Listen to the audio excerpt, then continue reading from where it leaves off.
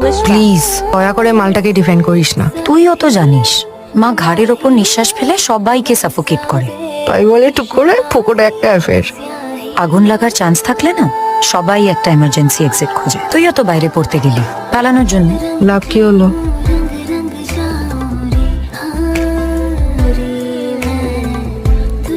মা কোথায় থাকেন জানো তো? সেই হিমালয়ের কৈলাসে।